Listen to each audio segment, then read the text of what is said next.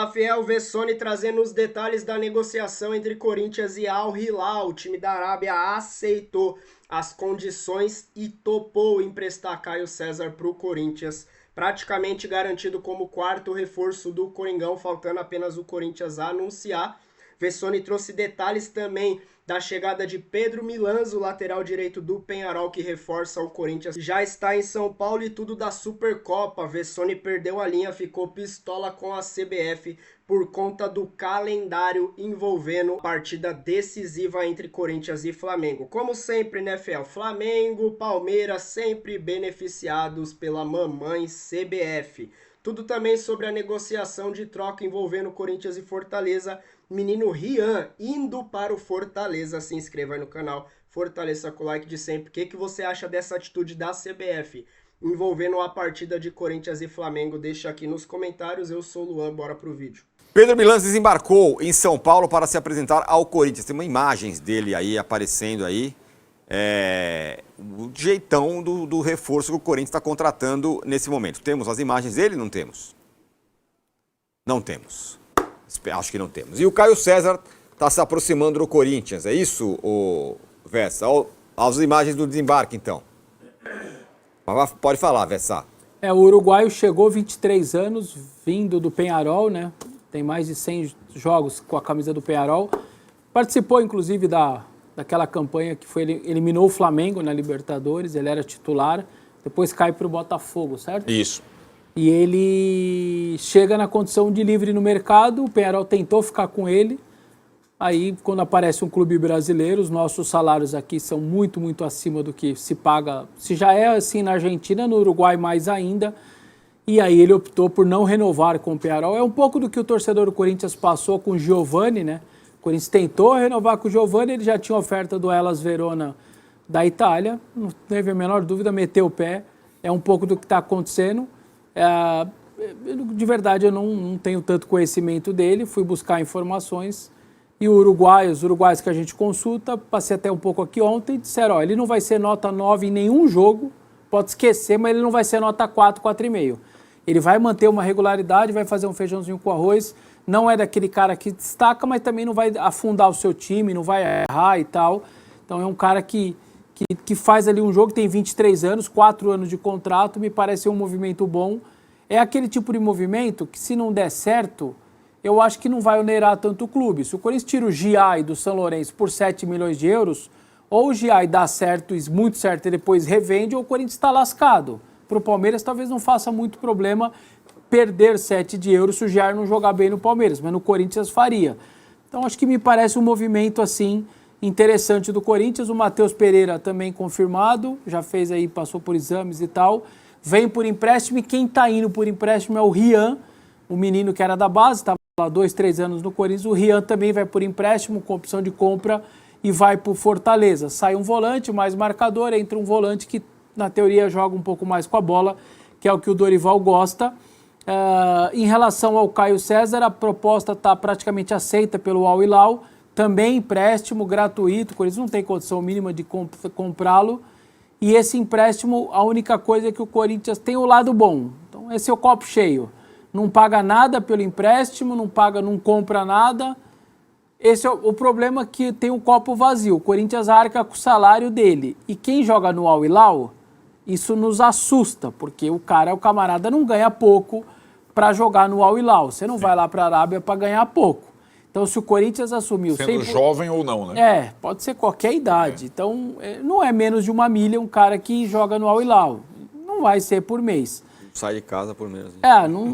Certamente para jogar no Al Hilal ninguém sai de casa para menos de 1 milha. Então, se o Corinthians vai arcar com o salário dele, nós estamos falando de um salário que vai ser alto e ponto, apesar de ser jovem, 21 anos e tudo mais, aqueles pontinhas, né, laterais direitos, beiradas de campo, driblador, que não tinha nenhum, basicamente, com muita característica no Corinthians. Então, esse é o mercado do Corinthians. Não tem muito para onde correr, é assim que é, e o Corinthians está tentando se virar no mercado. Está no mercado, eu ia falar, está quente, mas não está morno, né? Porque essas contratações, na verdade, é dentro dessa realidade do clube. Bom, Danilo, me parece que pelo menos essa é uma boa notícia. O Corinthians não está enlouquecendo, está contratando outro Memphis Depay, tá aí contratando o que dá. É muito mais do que a parte técnica e tática que a gente vai ter que esperar para ver como os caras vão se adaptar por aqui. Me parece ser uma boa medida do Corinthians. Eu só me dou ao direito ainda de ter um pezinho atrás para a gente realmente ficar sabendo as condições do acordo, porque, beleza, está sem custo, mas de repente pagou 4, 5 milhões de euros numa luva em 4 anos. Sim. A gente tem que ver quais são essas condições, qual é o salário, quais são os gatilhos de contrato. A gente sabe que, pelo menos por enquanto, a nossa expectativa é que o Corinthians esteja seguindo uma nova direção, porque está com o Paz, né? Então eu imagino que o Paz esteja fazendo uma mudança nesse tipo de acordo. Mas, a princípio, me parece bom. Lembrando, o Corinthians pagou todas as dívidas, todas as dívidas não, pagou as dívidas mais importantes para se livrar do Transferban, pagou o Rojas, tudo com dinheiro lá do futuro. Tem que pensar no que vai fazer lá no futuro para poder estar com suas contas em dia também. Mas me parece as primeiras medidas colocando band-aid nas feridas do Corinthians. Muito bem, o Corinthians tem o São Paulo no fim de semana, agora no meio de semana joga com Braga. Amanhã, Bragantino em Bragança. Mas tá mirando na Supercopa, ou não é? Sim, tá no front ali. Diretoria se reunindo para entender logística de ingresso, como vai fazer para as organizadas, enfim. É um clube que está tratando a Supercopa de maneira diferente. A gente sente o Flamengo já um pouco assim, porque está falando que nem vai voltar titular e vai jogar na Supercopa, todos voltam, então também não vai tratar a Supercopa de outra maneira, vai ser parecido. Mas a diferença, amanhã a gente vai falar um pouco mais sobre isso, mas tem uma diferença com o Corinthians e São Paulo, a vitória, por isso que o Arnaldo falava, a vitória e a derrota. A tendência ao Corinthians amanhã é jogar com um time muito com reservas, para tentar algum empate lá em Bragança, para poder respirar os titulares e pegar o São Paulo. São Paulo tem condição de fazer isso amanhã? Eu acho que não. Ele vai precisar dos 3 pontos amanhã de qualquer jeito. Vai dar para segurar a cara para o Clássico? Tenho dúvidas. Então, Onde cada um estreou? Então, essa é uma diferença. Amanhã a gente vai poder explorar um pouco mais esse tema. O que é mais importante para o Corinthians? Supercopa ou Campeonato Paulista? Supercopa. Um joguinho só? Claro, evidentemente. Você acha também, Vessa? Pro Flamengo, estadual ou Supercopa? Não sei. Estadual, Flamengo, se pudesse, não disputava o estadual. O Carioca tem uma característica de ter uma premiação, né? 10 milhões para o campeão. Aqui no Paulista, o Paulista você ganha bem pouco, você ganha só para jogar, né? Então, financeiramente, é a forma que a Federação Estadual do Rio está tentando valorizar, né? Mas não há comparação de, no fim da história, um vai ganhar 45, outro vai ganhar 10. Então não tem. É sempre bom a gente pontuar que a Supercopa acontece já com o Brasileirão em andamento. Né? Então, assim, eles vão estrear no Brasileirão. Agora já tem as datas, né? O Vessone ficou bravo com a tabela. Desmembrado. Fiquei bravo, né? Ficou bravo com a tabela. Os caras colocaram o São Paulo, o Corinthians, para jogar um dia depois do Flamengo, sendo que os dois vão jogar no domingo. Então, eu acho que é errado isso. Então, assim, eles vão estrear no Brasileiro no meio de semana, certo? O Flamengo visita o São Paulo na quarta. O Corinthians joga na quinta. Recebe o Bahia na quinta, à noite. Em casa. E aí eles jogam no domingo em Brasília. Isso. Certo? Que seria a rodada do estadual. Então, o Corinthians não joga pelo estadual, o Flamengo não joga o estadual, tanto que o Flamengo está antecipando os jogos agora. Jogou sozinho, né? Contra a Portuguesa. Portuguesa? Isso. Em Volta Redonda. Então, tem essa... Daqui a pouco tem o Brasileirão, gente. 28 de janeiro, quarta-feira. Quarta-feira, daqui a 2 semanas, literalmente, tem a primeira rodada do Brasileirão. Pô, o Martínez está lá na Venezuela ainda, não volta? Está lá, por todo esse problema lá depois dos Estados Unidos e tudo mais, ele estava buscando passaporte, visto de trabalho, deu uma enrolada, acho que o Savarino no Botafogo também não voltou por conta disso, está lá treinando separado, mas agora já tem minimamente uma programação que é o Martínez voltar até o final de semana, para aí sim iniciar os treinamentos e tudo mais, está tentando manter a forma física lá, mas ele segue por lá, sequer se apresentou ainda no CT, por conta desse visto de trabalho aí que precisa conseguir lá na Venezuela. Palmeiras e Santos, São Paulo e São Bernardo. Braga e Corinthians. Braga e Corinthians. Fichas, quem ganha 3 pontos? Entre os grandes. São Paulo. Hã? Que ousado. São Paulo, Palmeiras e Corinthians.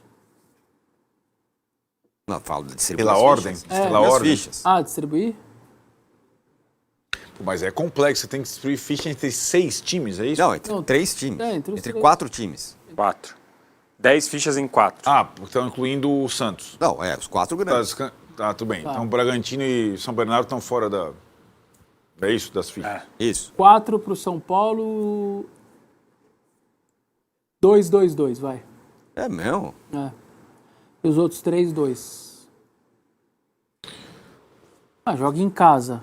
Com um time que tá na Série B. O Corinthians pega a Série A fora de casa e o Palmeiras e o Santos se enfrentam. 3 pro São Paulo, 3 pro Palmeiras, 2 pro Corinthians, 2 pro Santos. Tô igual. Igualzinho o Arnaldo. 5 pro Palmeiras, 3 pro Corinthians.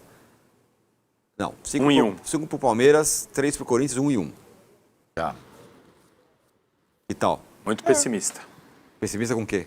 São Paulo. Pô, 5 pro Palmeiras contra o Santos. Você acha que é mais fácil o Palmeiras ganhar do Santos do que o São Paulo e São Bernardo? Em casa? Esse São Paulo aí? Não? Eu acho que tem, pra mim, a mesma Eu acho que possibilidade. o São Paulo e o São Bernardo é aquele jogo que a hora que fizer 1x0 acabou pro São Paulo. Se demorar para abrir o placar, agora fez 1x0, acabou. Acabou o jogo. Não sei não se é isso mesmo. 3-0, fora os ameaços. Você preferia ganhar a Supercopa ou estadual? Supercopa. Mesmo, mas a Supercopa sempre foi assim ou é pro Não. Flamengo? Calma, eu tô pensando sendo Palmeiras e Flamengo, certo? Sim. Preferia ganhar. Só agora, se você me falar, a final vai ser Palmeiras e Corinthians. Aí eu prefiro ganhar o Paulista. Isso. Depende do confronto. Palmeiras e Água Santa ou Supercopa. Aí vira a Supercopa grandona. Corinthians e Palmeiras ou a Supercopa. Aí eu prefiro o Corinthians e Palmeiras, Paulistão. Assim, a Supercopa, os jogos que eu fui, Palmeiras e Flamengo, foi um jogo bem legal, bacana, movimentado. Legal de torcida dividida. Isso pra gente aqui em São Paulo é algo raro. Eu gostei muito de ter ido. Palmeiras e São Paulo, no Mineirão, vocês foram também. O jogo não foi tão legal, mas o clima foi legal, torcida Mineirão dividido e tal.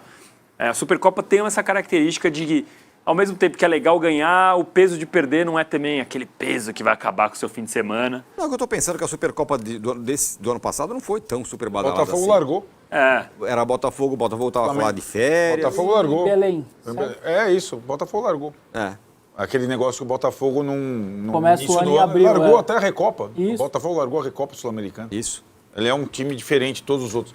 Agora, só a última... Largou e não pegou nada. Última vez que eu vou falar sobre o regulamento paulista. A chance de ter uma final Palmeiras e Corinthians de novo, a chance de ter a final entre os grandes, ela diminuiu 90%. A final mesmo? Mas por quê? Se os times passarem, eles vão. Não, porque aí tem chance de você no confronto ficar um em primeiro no sétimo, já se mata. Em oitavo, desculpa, a chance aí já de mata. passarem os 4 grandes para 8 posições diminuiu pra caramba. Eles podem se pegar Antigamente só pegava na semifinal. Exatamente. E aí a possibilidade de a gente ter... o ano passado foi São Paulo e Palmeiras, Corinthians e Santos e tal, vai ter a final. Sabe o que eu queria ver, Esquece. Arnaldo? Pô, isso é bom, hein? É por isso que a federação pensou num negócio muito legal para 8 rodadas, mas o ano que vem vai mudar. Eu fiquei pensando, imagina dar um campeonato que na semifinal já tem 4 pequenos. Poderia ser o prêmio. Aí acabou o Paulista, duvido que a federação vai brigar até com o estatuto do torcedor. Vai falar, a gente vai ter que dar um jeito aqui. Se desse 2 pequenos? Se ficar semifinal com 4 pequenos. Não, aí o campeonato tá É condenado. bem possível. É bem possível que aconteça. 1-3 também não. é bem possível. É bem 1-3. possível. Algum grande vai pra chegar. O Palmeiras não vai chegar? Pode ser, se levar... O Palmeiras Por continua exemplo, na mesma toada. Imagina Palmeiras e Mirassol. Mirassol e Mirassol. É. Tá fácil ou não? Não tá fácil. Não é que vai ser mole, mas é possível que algum grande vá. Aí dá lá Palmeiras e Mirassol, Corinthians e Bragantino, São Paulo e Santos. Aí passa só o Santos. 1-3 pode E acontecer. aí tem o quarto confronto ainda. Vai ter mais 2 pequenos de qualquer jeito, né? Então, eu acho que o que acontecia normalmente era os grandes se classificavam ou em primeiro ou em segundo dos seus grupos, né? Quando o grande fazia uma campanha ruim, ele visitava no mata-mata. Quando ele fazia uma campanha normal ou razoável, ele mandava no mata-mata. Agora isso vai ficar bem mais difícil, né, de acontecer, mas aí os caras vão constatar isso mais na frente. E aí vai ter já a concorrência do Brasileirão, né? Nas finais do Paulista. Então, a fórmula é boa para a federação e para o campeonato até a 8ª rodada da fase de classificação. Depois... Agora, esse negócio vai impactar no restante da temporada para os paulistas? Já que a fórmula é difícil, tem que jogar a Vera. É claro. Depende de como você vai levar o campeonato. Eles já estão começando de uma forma diferente de todos os outros. Fora o Palmeiras que faz o revezamento. Não, sim, o Flamengo tá jogando com o time 20, o Carioca. O Cruzeiro. Tirando, eu sempre falo isso. Isso vai sempre depender do resultado. Porque sabe o que vai acontecer? Se o Flamengo começar mal, o brasileiro vai falar assim: a gente chegou atrasado na pré-temporada, a gente começou o campeonato tal dia. Se o Flamengo começar bem, falar: olha, o Flamengo pôde se poupar. A mesma coisa do Palmeiras. O Palmeiras começa voando o campeonato. Ainda bem que o Palmeiras começou o campeonato antes, porque aí já se ajeitou. O Palmeiras começou o Brasileirão com um mês de treino. Então, assim, sempre vai depender do resultado o discurso. Isso não tem como. A não ser que nem o Palmeiras já machucou o GFT, hoje machuca outra, aí você começa a ter uma mudança. Mas, enquanto isso, é o resultado que manda. Seco para vocês, fichas de novo, hein, para fechar. Quem tem mais chance de estar no Brasil, no meio do ano que seja, em qualquer lugar, nessa temporada, Paquetá ou Arias? Por conta da situação do clube inglês, que no caso um está rebaixado e o outro ainda luta, eu acho que o Arias. Em qualquer época do ano? Sim. Paquetá. Chance, eu acho que o Arias também. Eu acho que o West Ham vai fazer mais jogo duro do que o Wolverhampton. Aí, Vessone pé da vida, hein, fiel? Com essa tabela, essa agenda que o Corinthians vai enfrentar antes da partida decisiva da Supercopa contra o Flamengo. Menos tempo de descanso. CBF sem novidade, né, fiel? Sempre beneficiando o Varmengo, sempre beneficiando seus queridinhos, Palmeiras, Flamengo, entre outros aí, mas os dois queridinhos sempre ficou claro que a CBF faz de tudo para, principalmente calendário, questão de coisas relacionadas à justiça envolvendo jogadores, sempre são beneficiados. Vessone não gostou da forma que a CBF conduziu a situação do calendário do Corinthians e todas as informações aí sobre Caio César. Al Hilal já aceitou, se interessou pelo empréstimo do jogador, que deve vir praticamente sem custo. A única questão é, como trouxeram aí no G4, é a questão das luvas. Quanto de luva o Corinthians deve ter negociado com o jogador nesses 4 anos, que até então é o que estão comentando, se eu não me engano, né? 4 anos de contrato. Será que as luvas são altas? Porque muitas vezes falam, veio de graça, mas e essas luvas aí? Corinthians que vai arcar completamente 100% com o salário do jogador, que também não vai ser barato, mas é aquilo, é um movimento, oportunidade de mercado. Se fosse para contratar um jogador desse naipe, não que Caio César seja um craque, mais jovem, tem experiência, tem um bom futebol, é um ponto aí que o Corinthians precisa, teria que desembolsar valores, e o jogador vindo praticamente, né, sem custo de aquisição. Se for para pagar as luvas, provavelmente vai ser debitado aí todos os meses aí do contrato, então fica um pouco mais tranquilo, não tem jeito, isso faz parte do futebol atual.